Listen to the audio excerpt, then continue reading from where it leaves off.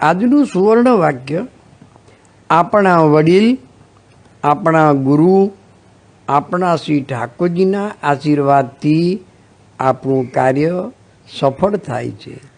આપણા વડીલ, આપણા ગુરુ, આપણા શ્રી ઠાકોરજીના આશીર્વાદથી આપણું કાર્ય સફળ થાય છે, આપણને વિજય મળે છે. માટે કાર્યના આરંભ કરતાં પહેલાં આશીર્વાદ લેવા ઘણા જરૂરી છે. ભગવદ આજ્ઞા લઈ અને કાર્ય કરીએ તો તે સફળ થાય. અર્જુનના ભગવાન સારથી હતા, તેથી અર્જુનને સફળતા મળી. તેમ આપણે કર્મ કરતાં પહેલાં ભગવાનને વંદન કરી ભગવાનના આશીર્વાદ અને આજ્ઞા લઈએ કે હે પ્રભુ, અર્જુનની જેમ આપ અમારા સારથી બનો, જેથી અમારું કાર્ય સફળ થાય. એક બીજી વાત સમજવા જેવી છે.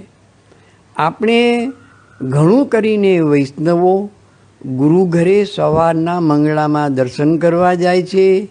એની પાછળ પણ આ ભાવ રહેલો છે, હે પ્રભુ, અમે આજના દિવસની શરૂઆત કરીએ છીએ, કૃપા કરી આપ અમને અનુકૂળ થાઓ. નવું વાક્ય. મૌન ઉત્તમ પ્રકારનું તપ છે. મૌન ઉત્તમ પ્રકારનું તપ છે. માનસી સેવાનો આરંભ થાય છે તે મૌનથી થાય છે. માટે મૌન રહેવું જરૂરી છે. મૌન દ્વારા આંતરિક શક્તિનો વિકાસ થાય છે. મૌન દ્વારા આપણી આંતરિક શક્તિઓ વધે છે. બુદ્ધિનો પણ વિકાસ થાય છે. આત્મા પરમાત્માનો વાર્તાલાપ મૌનથી આરંભ થાય છે. એક ભાઈ કહેતા કે મારા ઘરે કોઈનો ફોન નથી આવતો.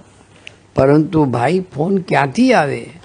તું પોતે એટલું ફોન પર વાત કરે છે કે સામેવાળો ફોન કરે તો તારો ફોન એંગેજ આવે છે, તો પછી તારી સાથે બીજા ક્યાંથી બોલે? એ પ્રમાણે ભગવાનને આપણી સાથે બોલવું છે. આપણે મૌન રહીએ તો ભગવાન આપણી સાથે બોલે. માટે મૌન રહેવું પણ જરૂરી છે. નવું વાક્ય. રાજ્ય વ્યવસ્થા પોતાની ઈચ્છા મુજબ ન કરી શકાય. રાજ્ય વ્યવસ્થા પોતાની ઈચ્છા મુજબ ન કરી શકાય. શાસ્ત્ર પ્રમાણે કરવું પડે. પહેલાંના રાજાઓ ઋષિમુનિની સલાહ મુજબ ન્યાય કરતા. જ્યારે પોતે ન્યાય કરવામાં મૂંઝાય તો વનમાં જઈ વિદ્વાન ઋષિને પૂછે કે મહારાજ, આવા પ્રસંગે મારે શું ન્યાય કરવો? કારણ કે તે બધા રાજાઓ મનુસ્મૃતિ જેવા ઘણા ગ્રંથોના જાણકાર હતા, તેથી યોગ્ય ન્યાય કરી શકતા. બિપિન કાકાના જય શ્રી કૃષ્ણ.